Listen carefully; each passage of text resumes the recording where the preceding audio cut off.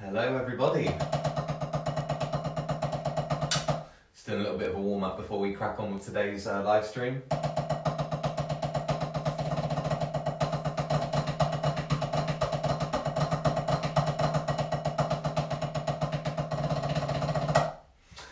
Alright, welcome guys, welcome to today's live stream. It's my second one since the current pandemic. And what I thought would be really nice is to do these live streams from the comfort of my own home to see if you guys get anything from it. And really the purpose of these lessons is to just share some ideas for you to take away, especially now that you've got a little bit more time on your hands, or hopefully you have, to dedicate to something like the drums or another instrument. So hi Georgina, hiya, and Oliver, hope you guys are doing okay. So from last week's live stream, we were talking about how rudiments are important, like why a drummer would want to learn rudiments. And if you missed that particular live stream, then be sure to go onto my YouTube page, which if you just search for Lewis Sellers, you'll find the YouTube page where you can rewatch that episode. And we went past the two core groups of rudiments, which is the single stroke family and the double stroke family, which I said quite a bit during that live stream that those are really, really important to help you unlock further rhythms. Hi Lara, nice to see you again. So really we covered those bases in prep for what we're going to do in today's live stream. And without a doubt, I personally find these two groups the harder of them all. You've got the flam rudiments and the drag rudiments, which are certainly trickier to pull off, particularly at speed with finesse as well. So quick disclaimer, not all of these feel very good for me. You'll see a few where I am struggling to hit those faster tempos or get it clean.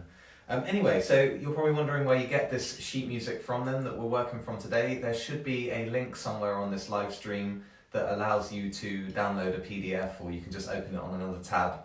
And you'll open it up and it'll be a big document that is called the Drum Rudiment System Quick Guide. And for those of you who missed last week's live stream, there are 40 official rudiments that a drummer should know and should appreciate. And then of course, once you've got them down, you could really go down the rabbit hole and look at all the hybrid ones that are being made up almost on a daily basis on places like YouTube and Instagram, and that other drummers are doing. Rob, nice to see you. Thanks for tuning in, Rob. So I hope everyone's got some drumsticks ready and a practice pad. Failing that, you just need failing that, you just need some drumsticks and a carpet or your leg or wherever you want to do this. I'm sold that you can do rudiments wherever you like in the world, so you don't even have to have your drum kit to be able to do this kind of stuff. Before we dive in as well, please remember that I'm warmly welcoming donations, so there should be a PayPal link on this live stream as well, or it'll certainly be live after the video. Just any donations, just whatever it might be, will help me personally through this COVID-19 pandemic, where business for a musician begins to get a little bit weak, and we have to sort of bend to the situation. So any donations through today's live stream would be hugely welcome. Right, okay, I'm going to assume you guys are nicely warmed up and have access to this PDF. I've got it here on my laptop. So picking up from last week, we're going to start on, it's the end of page 2, which is flam rudiments. Now, for those of you who don't know what a flam is, it's where basically two hands fall at the same time. Well, I say at the same time, they're just going to fall just slightly apart, where you get that slight doubling.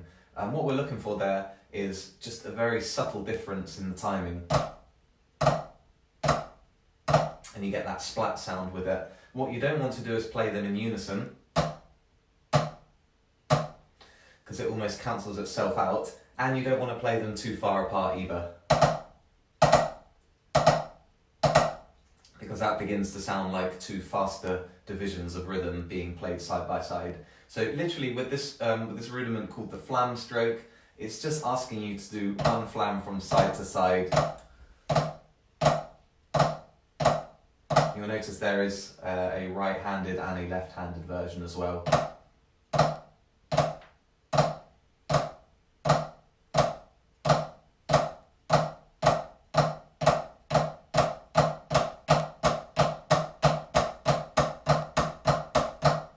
starts to sound like a horse galloping down a cobbledy street, so.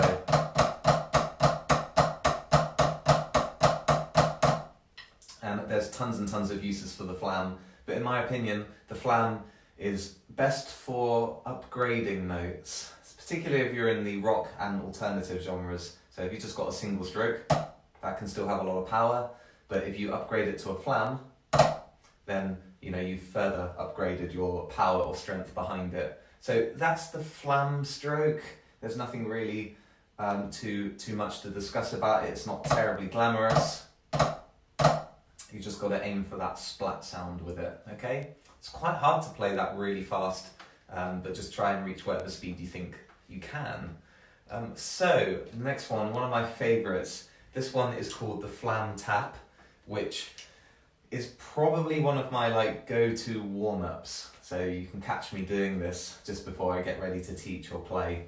What it's asking for, if you've got a flam in the right position where your right hand is higher, you do the flam, and then you actually follow up with another right. So that's your leading hand. You then follow with another tap, and then the opposite happens. Left hand up, left hand tap. Right hand up, right hand tap. Left hand up, left hand tap. Now over time, it begins to feel like double strokes where you're just going 1, 2, 1, 2, 1, 2, 1, 2, 1, 2, 1, 2, 1, 2.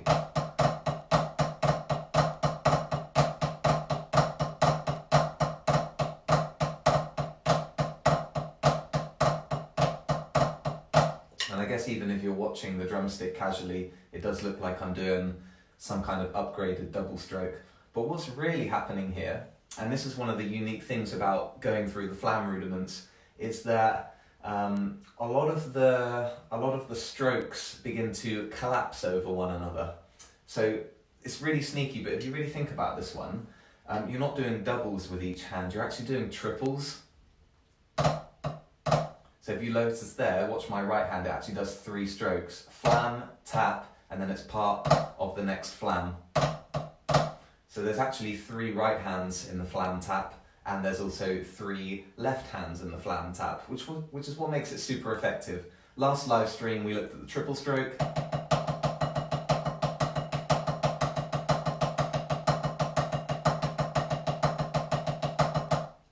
And I suppose then if you collapse it onto itself in a certain way, it turns into a flam tap.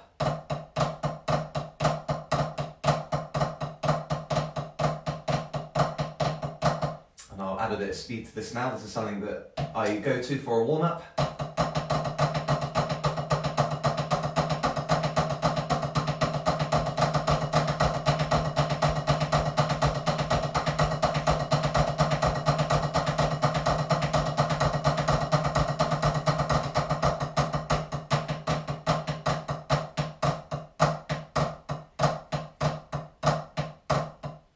So there's the flam tap, everybody. Absolutely love that drill. Hopefully it shows.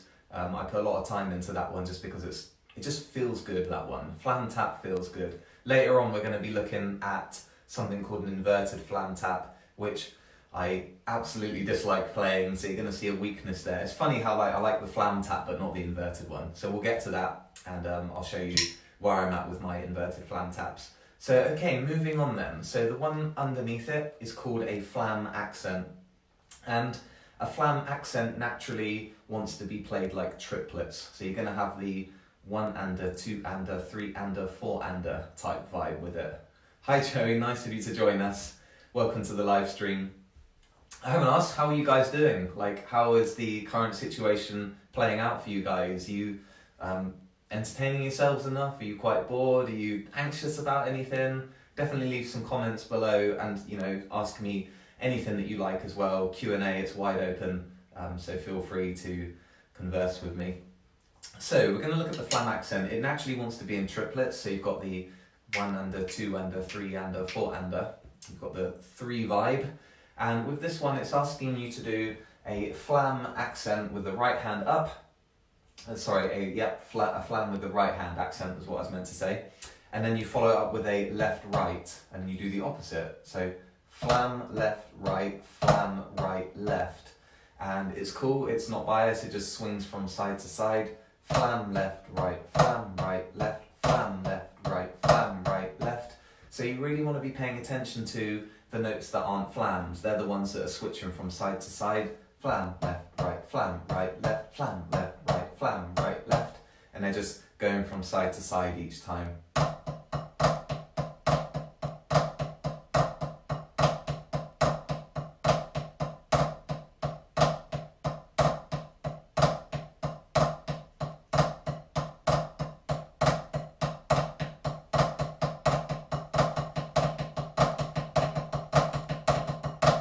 You can notice that I'm accenting the flam, which only encourages the swing feel of it.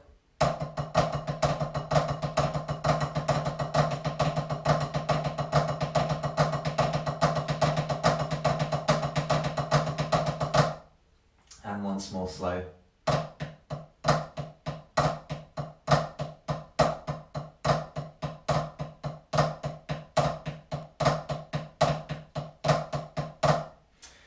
And that's my version of slow. Don't feel bad if you can't hit that tempo either. I don't mind how you guys play these. I don't mind how fast you want to play them. If you feel like you need time to build up some speed, it absolutely doesn't matter, because what is important is you get them really clean. Okay, let's move on. So this one, fantastic name, this one, Flamacue. So the Flamacue, personally, is quite a tricky rudiment for me. It's asking for a right-handed flam, followed by an accent on the left hand. So you go flam, accent, and then you get to go right, left, flam. And it's the same way that you started. So flam, left, right, left, flam. I'll repeat that one over and over just so we focus on one side at a time. Flam, left, right, left, flam. Flam, left, right, left, flam. Flam, left, right, left, flam. So really the key here is to keep your hands quite low, keep that threshold quite low on the drum pad. And then, hi Tara, nice to see you. Hope you guys are all doing very well. Go tell Elijah to go grab his sticks and see if he can follow along with a few of these. So we've got a really low threshold for most of the notes, and the only note that you need to add some kind of accent to is the second of this pattern, okay?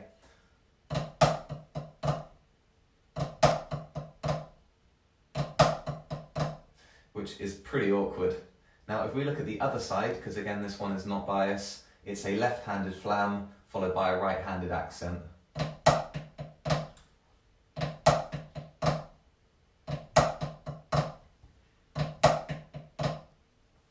Now here's the tricky bit.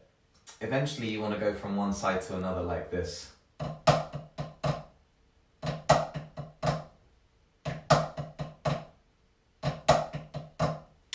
And to be able to flip them instantly. So at fast tempos that can actually be quite tough.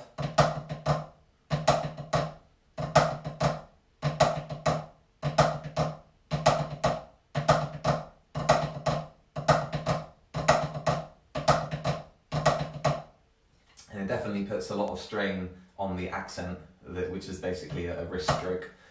So here's a quick tip for you guys, especially if you're new to this kind of thing, is to actually pick a side and favour it. So if you prefer this side, which is the right hand flam with the left hand accent,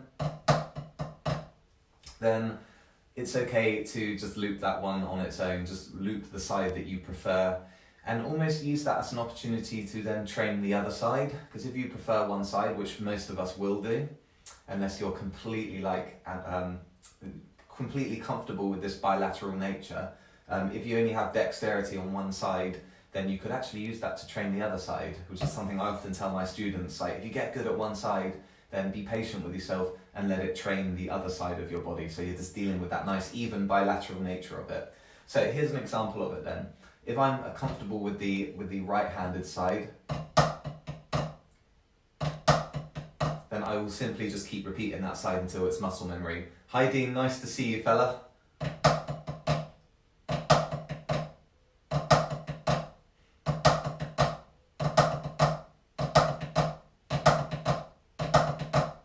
And so on.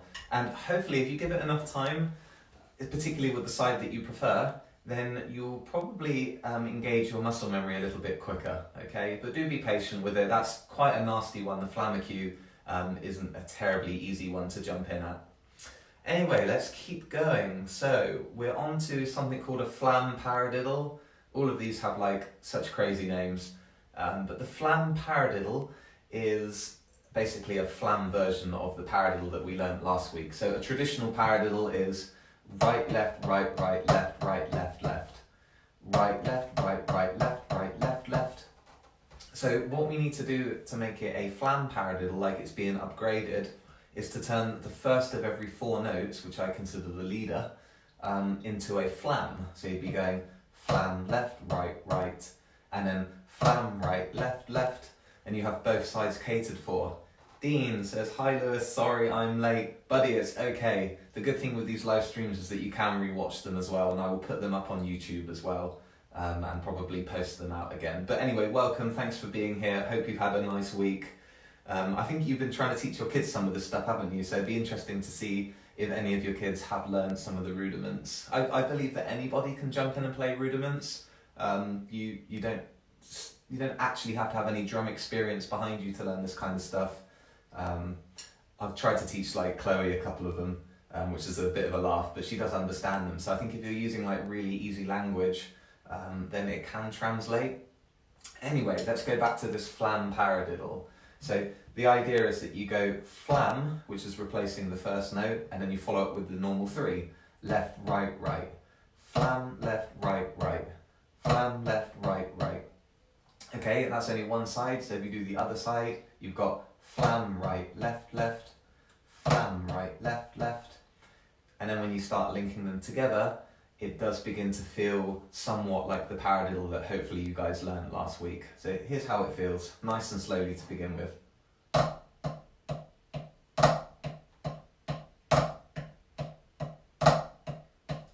Flam, left, right, right, flam, right, left, left, flam, left, right, right, flam, right, left, left. So, self-explanatory, hopefully. So no one's asking anything specific in the comments, I'm going to assume you guys are okay for the moment. Okay, so we're now going to speed this one up, and it does have this side-to-side nature. It really rocks from side to side once you focus.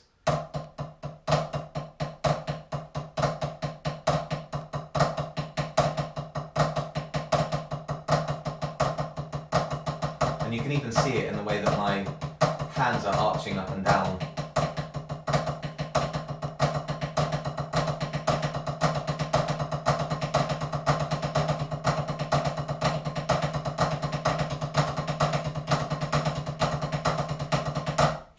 That is a workout as well. So why are rudiments important, you may ask? Well, look how hard that's working my hands and my fingers and the rest of my arm. You know, some of these rudiments, you might not be able to apply them terribly musically to begin with, which is why it's quite a hard sell giving this to newer students who don't understand the system of rudiments. But what they do is they're preparing you, it's like they're preparing you for battle with harder songs. They're laying down really nice blueprints or really strong vocabulary for you to then build the more hardcore patterns on top of. And that could be in the format of a song, a drum solo, another groove that you're trying to learn, another fill-in that you're trying to learn. Basically, this is just prepping you. It's like training before the big match, is to try and get all this stuff down really nicely. Okay, so yeah, we're all on board with the flam paradiddle. A really nice rudiment, but again, just be cautious that you are playing the correct sticking, the correct order of your hands. Now, really closely related is something called a single flammed mill. And the single flammed mill is kind of like a rearrangement of the flam paradiddle. Okay, I actually prefer this one. It feels really nice for me. What you're going to do is you're going to take the first part of a flam tap, which is flam right. We did the flam tap a few drills ago. And then you fill the gap. So you're going to go flam right and then left right. And that is the first side of the single flam mill. Hello Chloe, thank you for watching. Awesome. Do you need some drumsticks? Do you want me to send some downstairs? Alright, so we're going to go for the single flammed mill. The first part is simply flam right, left, right. So there's definitely like a double tap there at the beginning. Flam right, left, right.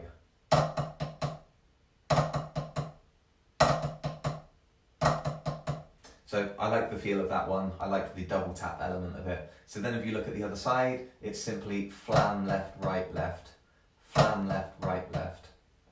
Linking them up together is where all the fun and all the flow comes from. So flam, right, flam, left, right, left.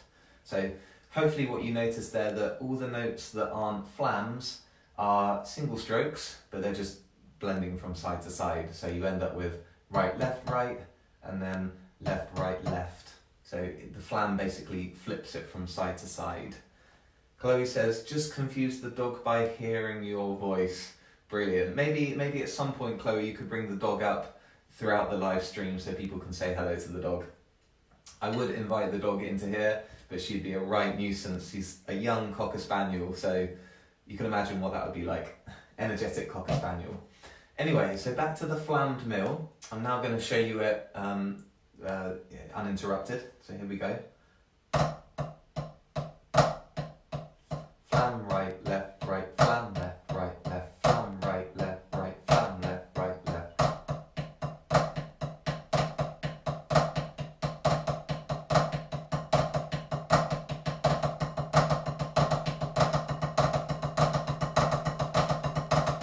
Hi Philip, hope you're well, man.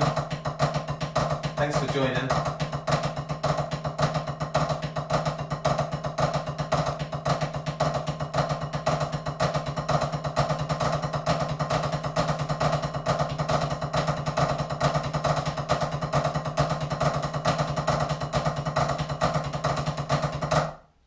Single flammed mill, really effective for building some of that like intricate speed with the hands. So yeah, if you've got any questions with that one, do let me know. If not, just think of the single flammed mill as an extension of the flam tap, which is at the top of the page. Awesome. Okay, so I suppose if you can do a flam paradiddle, then you've got a good chance of doing something called a flam paradiddle diddle. Okay.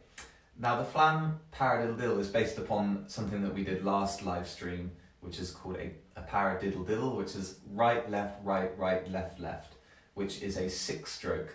Right, left, left, right, left, right, left, left. And I said to you guys last week that I think this is a really, really good drill to get fast. It's really, really fair game for the right hand. Sorry.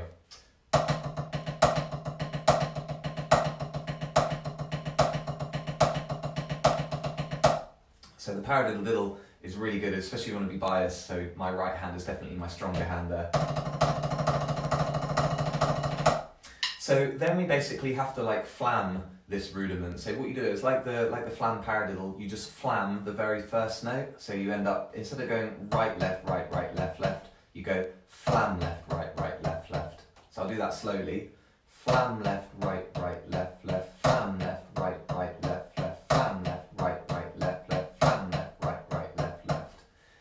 Which, this one is a major workout, and I'll explain to you why. So at the beginning of the live stream, I said to you that a lot of the flam rudiments feel like, I suppose it feels like, say if you've got a 3 and a 3, it feels like a lot of them are basically like collapsing on top of one another. So when they line up, you get the flam. And not all of them are really double stroke based. A lot of them are more like triple or even quadruple stroke based, where you have to do, but then you sort of collapse them and crush them onto one another. So what happens on the flam paradiddle diddle is that you end up with 4 left hand strokes in a row. That's right, you've got to do 4 very quick strokes with your left hand, which is tough because for a lot of right-handed drummers, the left hand is the weaker hand.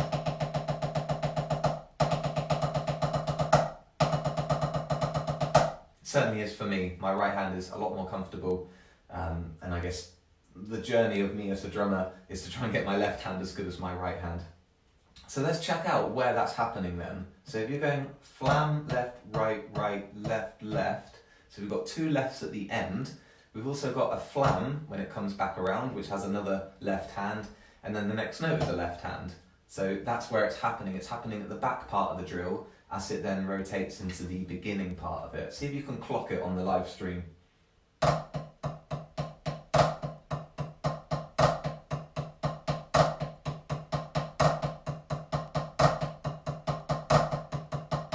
if you're really paying attention about there, you'll see that there is 4 strokes on this one for the left hand, which is pretty cruel.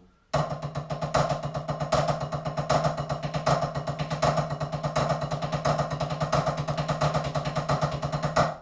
has to work, that left hand's so hard. It's literally like the fingers just tapping the stick really, really quickly.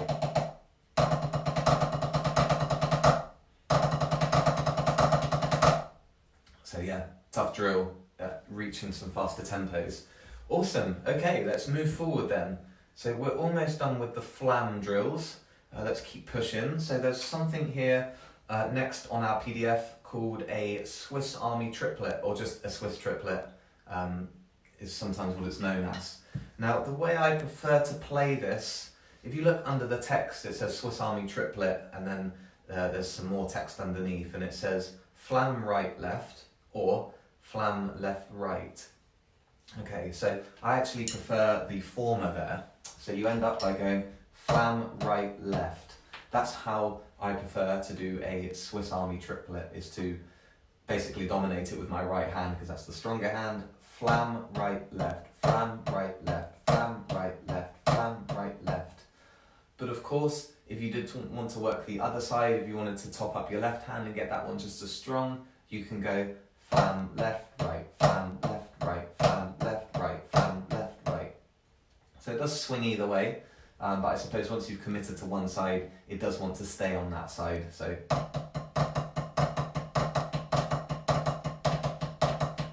you can see there a lot of work for the right hand. And now the left hand. Right, left, right, and the left.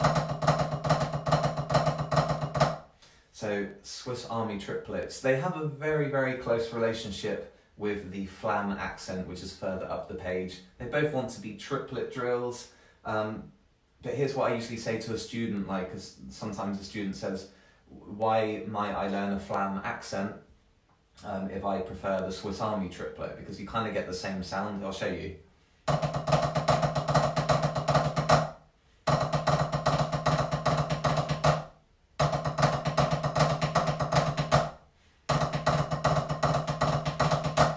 So I actually was flicking between the flam accent and the Swiss triplet there.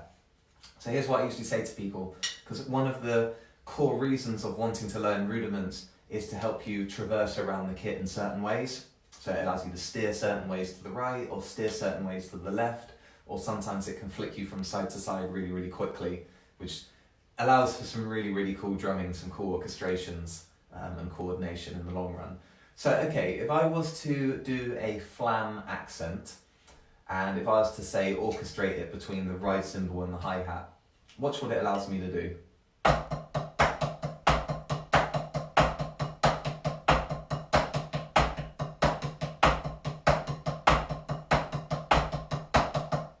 So it's flicking me from side to side instantaneously. Now, if I was to just commit to the Swiss triplet,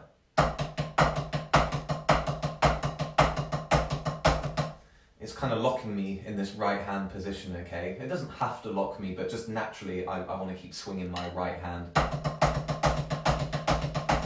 Hi Ashley, nice to see you, bud. Hope you've got a pair of drumsticks ready.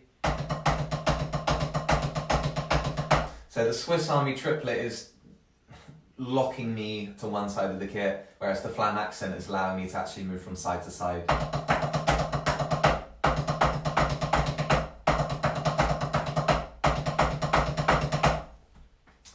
It doesn't always have to be that way, but just if we're taking it at a face value, then that to me is one of the core differences with those particular drills.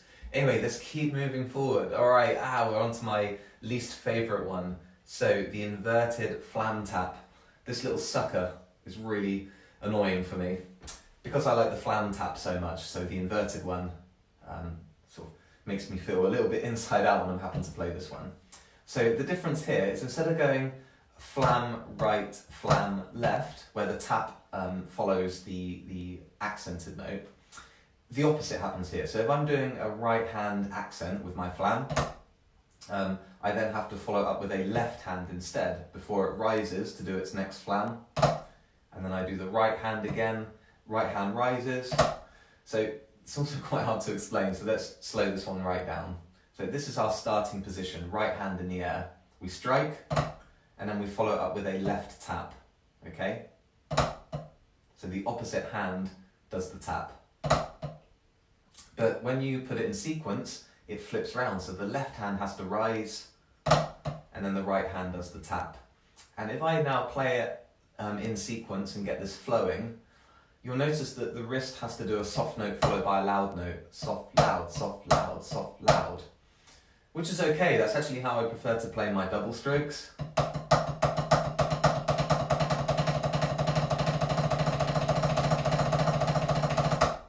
It's fine, sounds cool, but in this particular scenario, this is hard. So here we go, I'm going to make it slow first.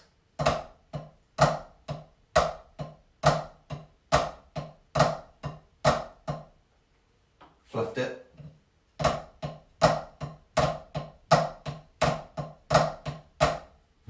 Fluffed it. It's hard.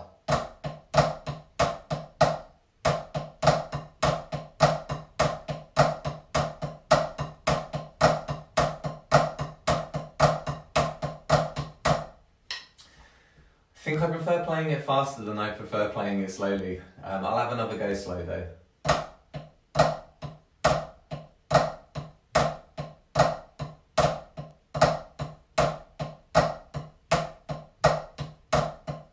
Yeah, I feel like if I engage my brain too much with that one, then all hell breaks loose. And of course, when we're dealing with coordination, we think about 2 hands and 2 feet, but often the brain can cause some issues as well. So for me, it's almost like analysis paralysis with that one. It's like I overthought it. However, let's try and get it a little quicker.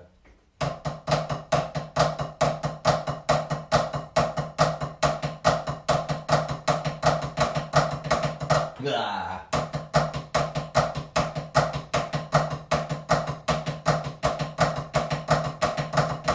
Oh, that's my limit, people. So there you go, you see my weakness is inverted flam taps. I just need to dedicate a little bit more time to those.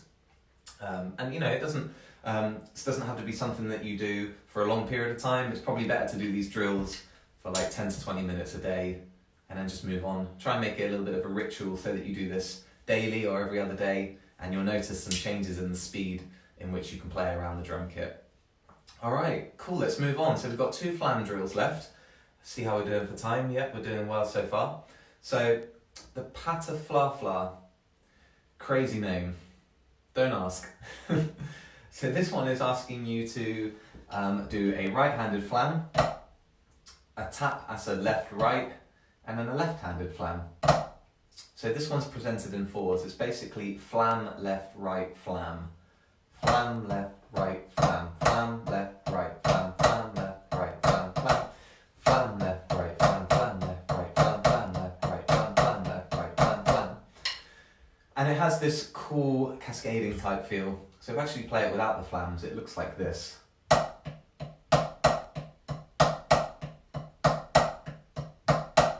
has this rippling feel. And you just have to augment those accented notes with a flam.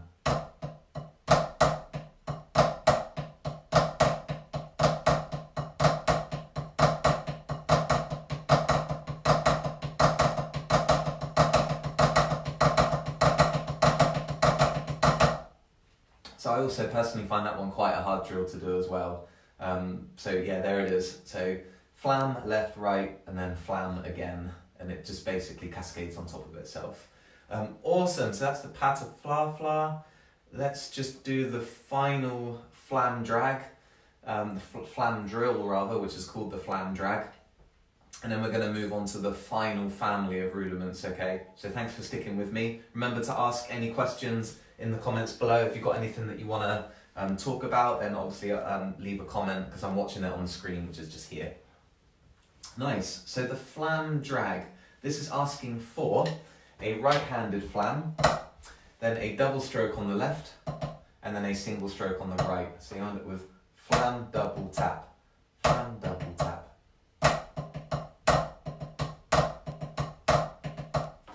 It does have a bilateral nature to it though, so there is another side, which is the opposite way around. Flam, left, left, right. Flam, left, left, right.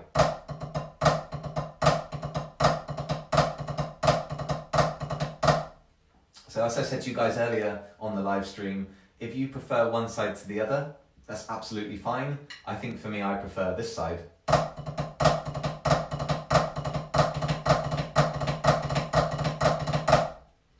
I don't prefer the other side very much. Yeah, you can see that one's a little bit more strained in comparison. So choose your favourite side, get really good at it, and then use it to train the other side and just gradually improve the speed. But ideally, this flam drag is designed to be played from side to side. So you're going to end up with flam, left, left, right, flam, right, right, left.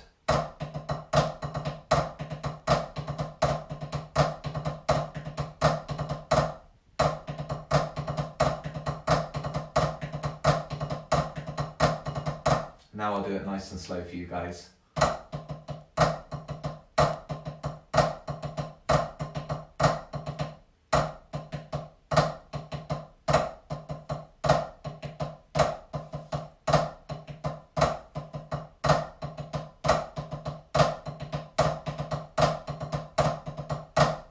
And so on. And it's quite tricky to keep the speed going whilst going from side to side.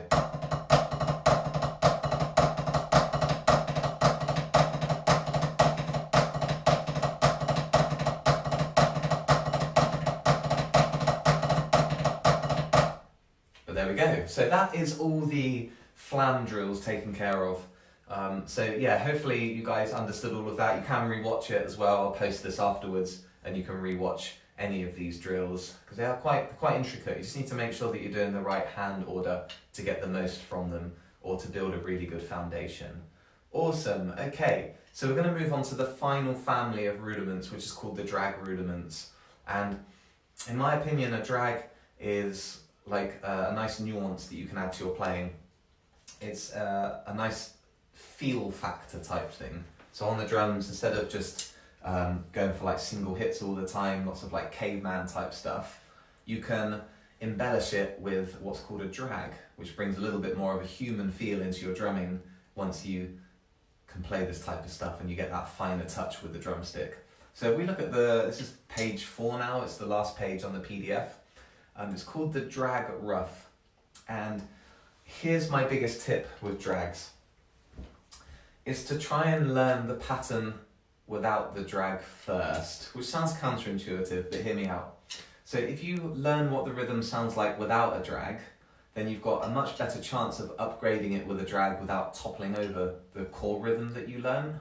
So the drag rough, which is the first one, is a perfect way to demonstrate this because it's super, super easy. So if you remove all the drags, then you're left with just quarter notes. 1, 2, 3, 4. What could be harder than that, okay? So now we need to upgrade that sound with a brief double stroke just before it. So it's going to go left, left, right. And vice versa, right, right, left. So that's the sound we're looking for, but at the heart of it, you're just hearing quarter notes.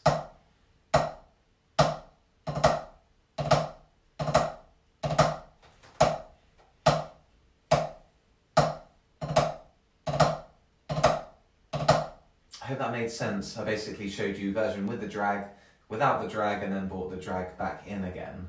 So yeah, there's nothing really more to say about it. Work on the core sound first and then upgrade it with a drag. So some people might be wondering like how the drag should be played. Well, first of all, keep it incredibly soft. We're just looking for just a very light tapping or bouncing of the stick. And when it comes to bringing in the more important note, the core note, try and make the drag really, really close to it like this. Not this. Because the drag is just too far apart there. The later the better with the drag, especially if you're new to this.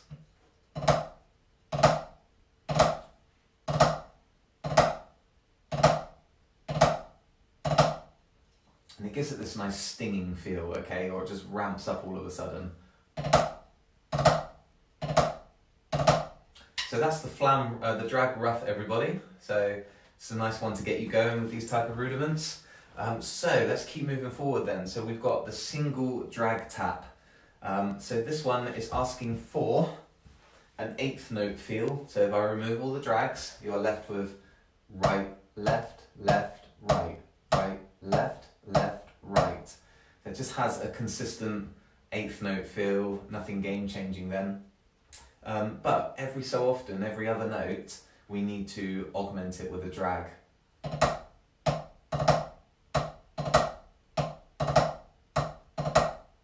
Make sure I do the sticking the correct way. So it's right, left, and then left, right, right, left, right, left, right.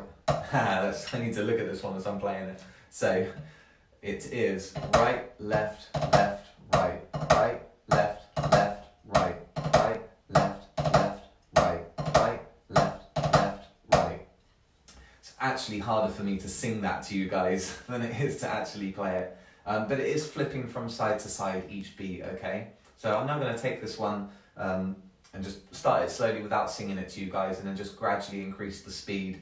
But hopefully at the heart of it you'll just hear, okay?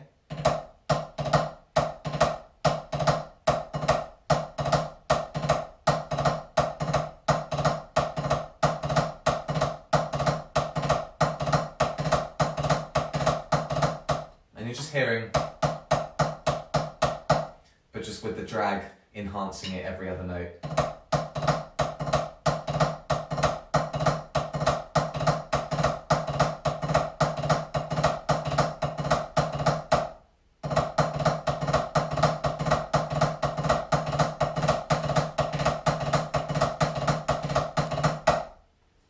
There we go. So that is the single drag tap. Let's keep moving forward. Okay, so if we look at the next one, we're looking at something called a double drag tap. So it's basically the same idea, we're just turning it into a triplet feel rather than an 8th note feel. Matt, nice to see you, dude. Hope you're all doing really well. Hope you can get something out of today's live stream. All you need is a practice pad and some drumsticks. Simple stuff. So if any of you guys can't get to your drum kit for some reason, you can still work and you can still keep your chops up and keep yourself nice and finely tuned by going through the rudiments or any other hybrid rudiments that you might find. So I wasn't going to let it defeat me. I know I've got my electronic kit here, but even if I just had the practice pad, I could still just be there, tapping away, keeping myself tuned for when I do get back on the drum kit after this pandemic. Okay, so double drag tap. It's asking for this sort of feel. So right, right, left, left, right, right, right, left, left, left, right, right. It's just basically a triplet feel that's just going on and on and on and cycling over. But out of the 3 notes within the triplet, the first 2 need the drag.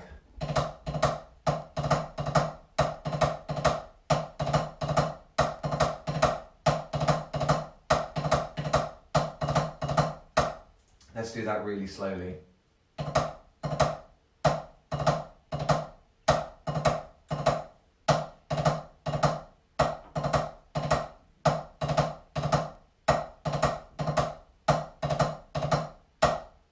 And it's one of those drills where if I think too hard, I'm going to mess up the sticking because it's not quite as natural as it could be. But anyway, let's play it a bit faster now.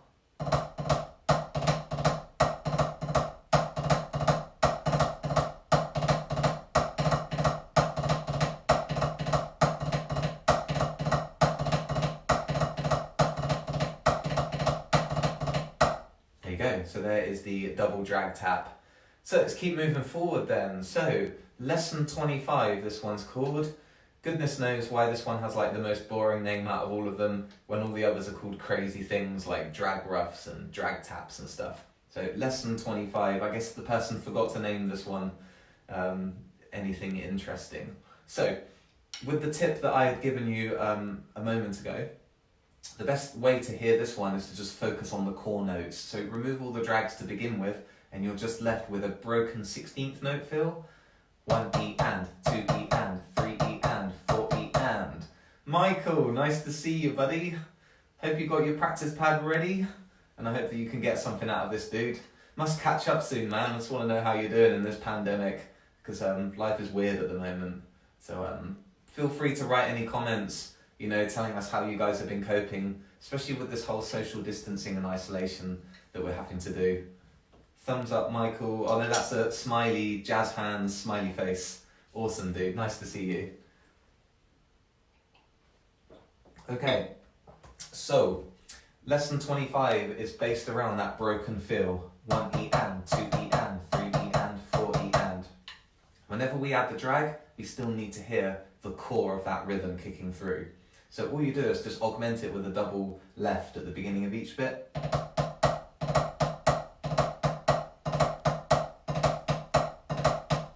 And without the drag, or without focusing on the drag, I'm still just singing 1E and, 2E and, 3E and, 4E and. Okay, so it's really basic, that one. If you can pull off the first drag example, then you should be able to get this one without too much hassle.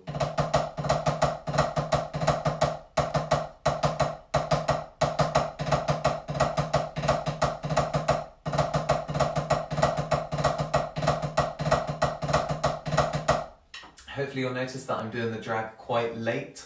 I'm not doing the drag too early, which would give it this feel.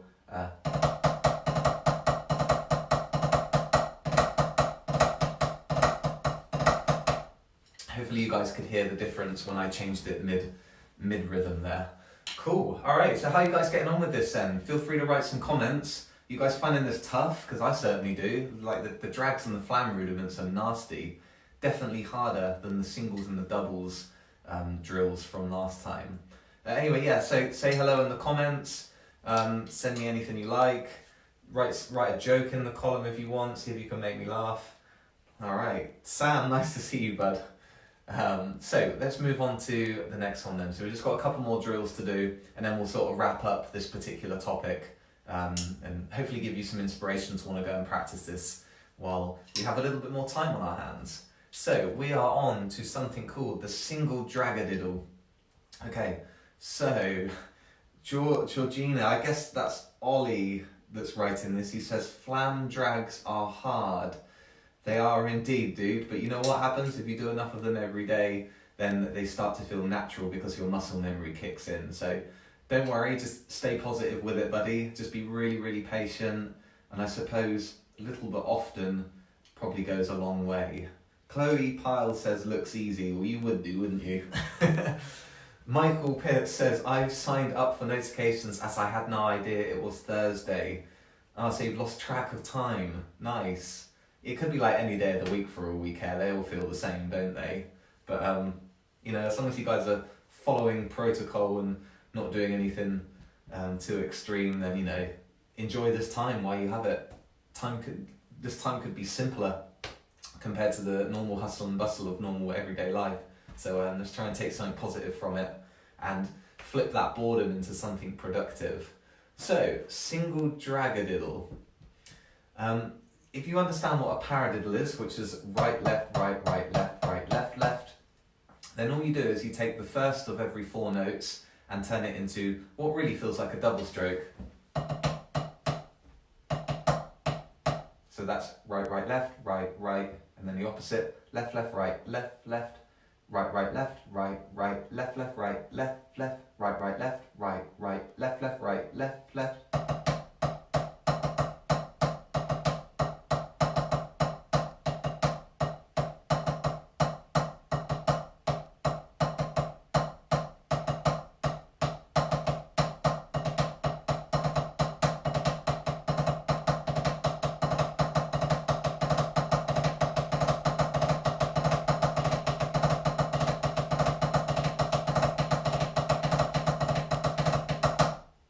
Again, if I overthink that one, then I'm going to literally like paralyze myself and make an error. So there, all of them can flow. That one does flow relatively well for me. Now here's the interesting thing about a single dragadiddle. You do the double right, the first double right at a fast pace, so, and then by the time you get to the end of the drill, it does a slower double right. In fact, it's at half the rate. So you end up with what feels like a double speed double, double speed double, and then you end up with a slower double at the end. And if you watch my right hand, you'll see the difference there. So I think that's the toughest part about a dragadiddle, is that you have to gear shift quite quickly with that right hand, and then the left hand.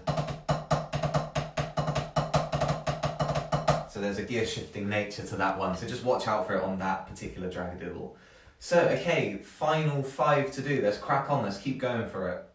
So the dragadiddle 1, we're going to learn this one without the drags first, just so we can hear the core rhythm. So it's asking us to go 1, 2E and a 3, 4E and a 1, 2E and a 3, 4E and a.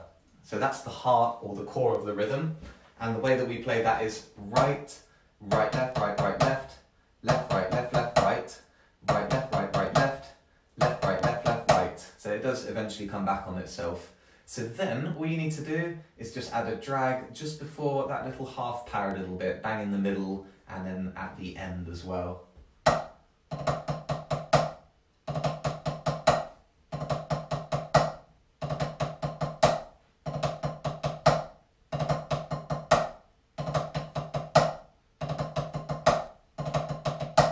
I'll now count myself in. 1, 2, 3, 4.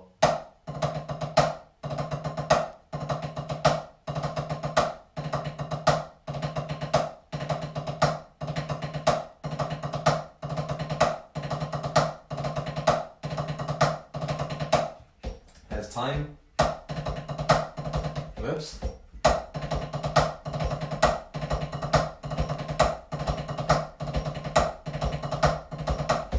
Made a mistake again. Anyway, let's just see if we can get this a little quicker.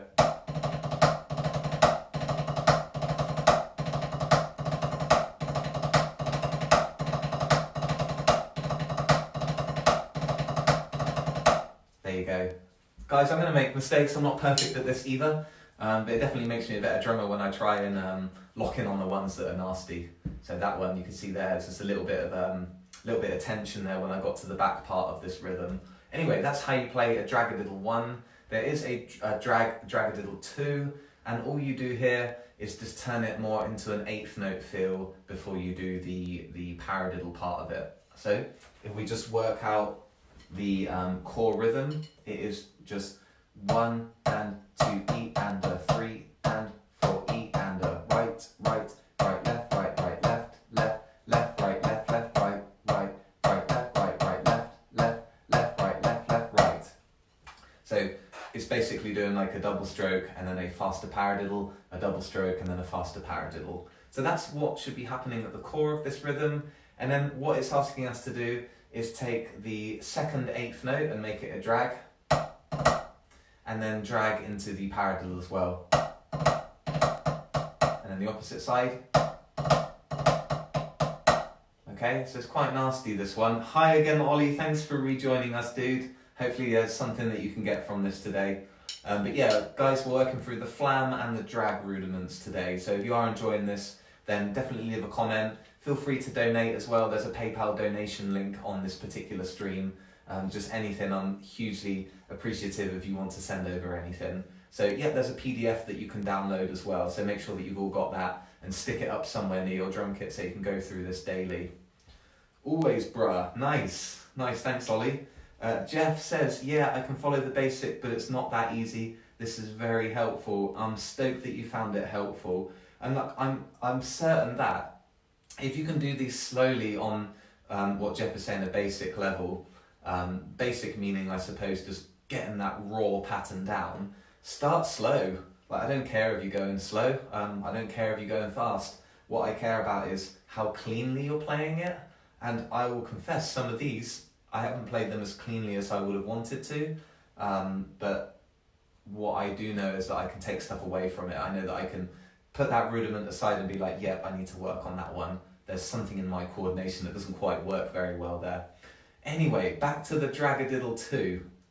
Once you've got that down, I'm going to put this all together now, but basically there's 2 drags within this exercise.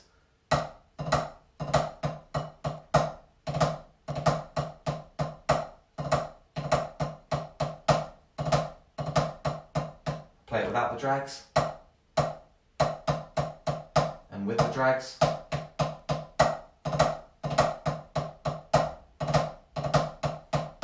And hopefully you guys can hear there how the drag is just enhancing it a little bit.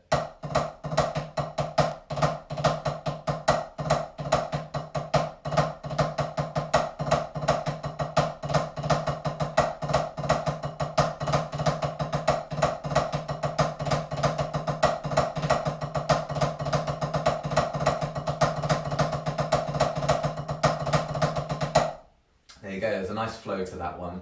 Awesome, all right, final three. Here we go, everyone. Thanks for sticking with it, because I know this stuff ain't that easy at times. So, we've got something called a single Rudiments, okay? Now with this one, just pretend that it's got a triplet feel to it again, and if we just take the raw rhythm without any drags, you're left with 1 and a 2, 3 and a 4, 1 and a 2, 3 and a 4, 1 and a 2, 3 and a 4, 1 and a 2, 3 and a 4, 1 and a 2, 3 and a 4. So at the core, it's a nice easy rhythm to play, and then you just add a drag at the beginning of each one. 1 and a 2, 3 and a 4, 1 and a 2, 3 and a 4. Now the cool thing about this single Rudiments is if you drag with the left hand, it actually ends on the left hand. And same with the right hand.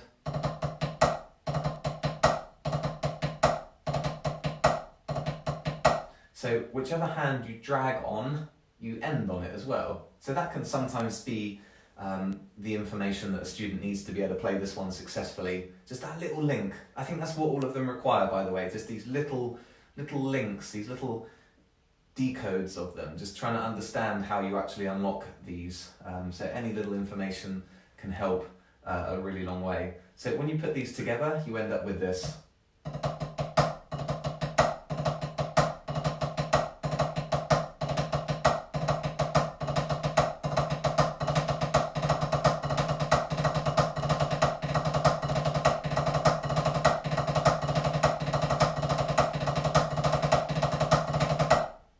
So there we go, the single Rudiments.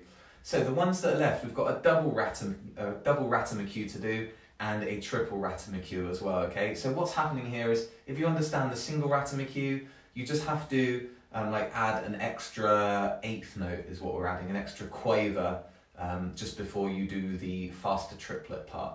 So the double Rudiments, just FYI everyone, I believe that the double Rudiments is the only drill that is not in 4/4 time. This one wants to have a 6/8 feel to it, okay? Which is where you get a 1, 2, 3, 4, 5, 6, 1, 2, 3, 4, 5, 6.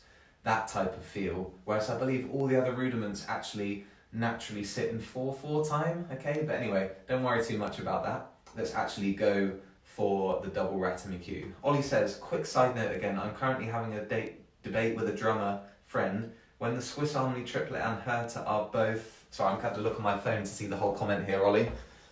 Let's just have a look, dude. When they're both played at... sorry, I'm going to sit down and read that out again. Ollie says, I'm currently having a debate with a drummer friend. When the Swiss Army triplet and a Herta are both sped up, do you reckon they sound similar? I wondered if someone would ask this today. That's okay, dude. It's a really good question. So Ollie is mentioning a drill that we did near the beginning of the live stream, which is called a Swiss triplet, which is flam right left or flam left right. And Ollie is saying, the more you speed that up, does it sound like a Herta? Now a Herta is 2 fast notes and 2 slow. Versus the Swiss triplet. So, Ollie, to answer your question then, fella, if you play them both slow, there's a huge difference, because a flam is really meant to feel like a single unit, whereas a Herta is meant to have like 4 individual bits to it, versus the flam Swiss triplet, Herta, flam, Herta. So then what Ollie's saying is, if you speed this up, the distance between the 2 fast notes of the Herta and the distance between the flam of the Swiss triplet, they get so close to one another that they actually end up sounding quite similar. So let's test this. I'm going to do 4 Swiss triplets and then 4 Herters.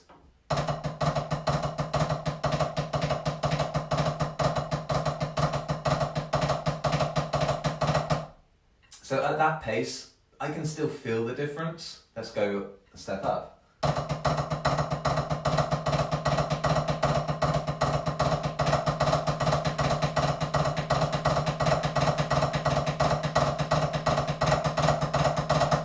So when you get to higher tempos, my opinion is they both sound really, really similar.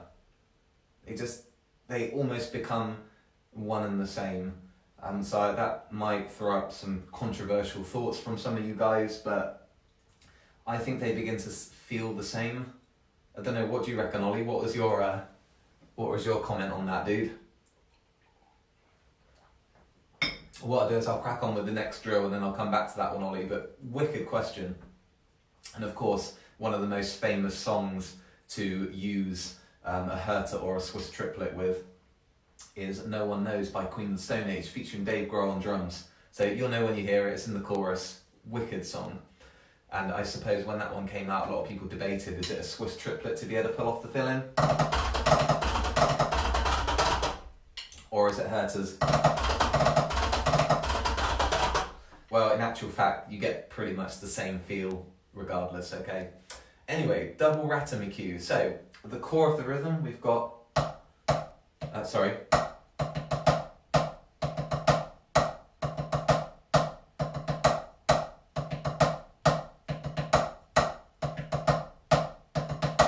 So that's the core sound that you need, and you can hear it's got that bit of a marching feel. It's not in 4/4 time, it's got a 6/8 feel. Ollie says, thanks man, I agree. Awesome, that's literally where the debate came from. No One Knows by Queens of the Stone Age. I'm glad I answered your question, good one. So, with the double ratamikyu, we now just need to add the drags to the first 2 parts of it.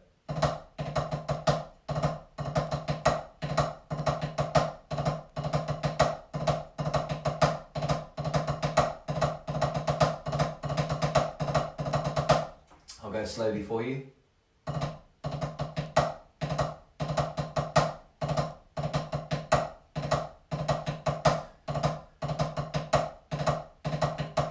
And then much faster, so.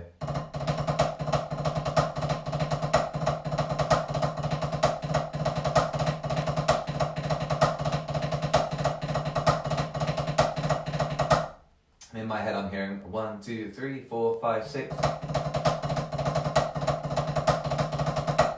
Okay, awesome. Now if you can play both those ratamikyus, then you are on the home stretch and you should be able to play this last one, which is called a triple ratamikyu. So all you do is just add another quaver in front of it. So the core rhythm is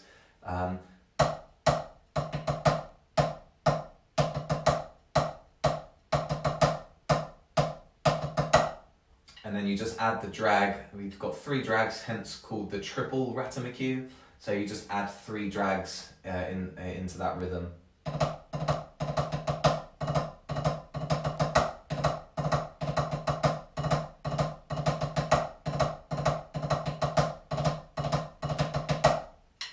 In a minute I'll play it slowly and then much faster, but we're going to get to the end of the live stream soon, so now is your time to ask any questions that you might have.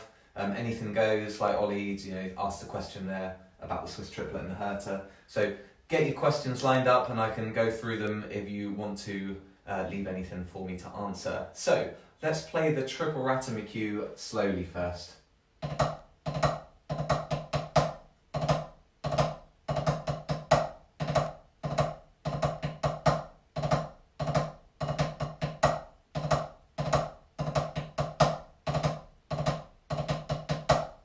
There we go, and now I'm just going to work up some speed.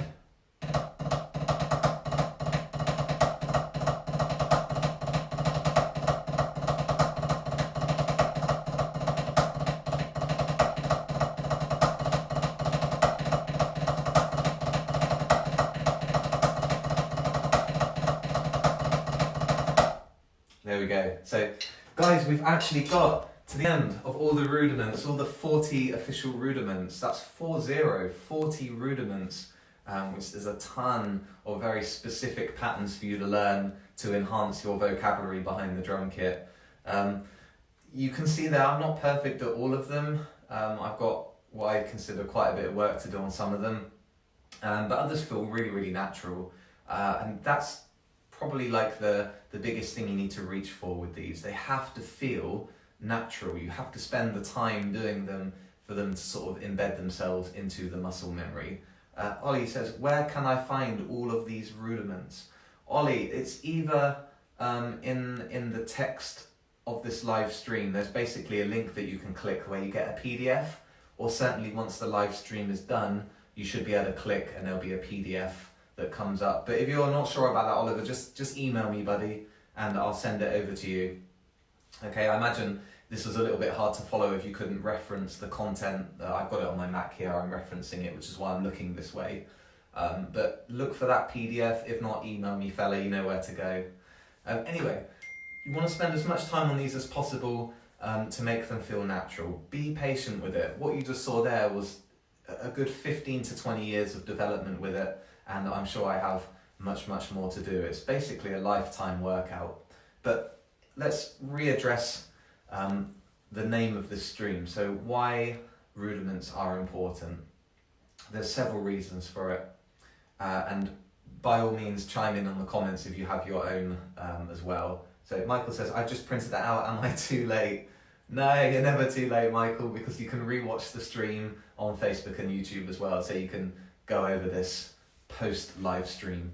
So for me, rudiments are the building blocks of a drummer's language. So if I was learning another language like French or German, then I don't feel like I'd be able to get very far if I only knew a limited amount of vocabulary, especially if you put me in a real life scenario where I had to use said language.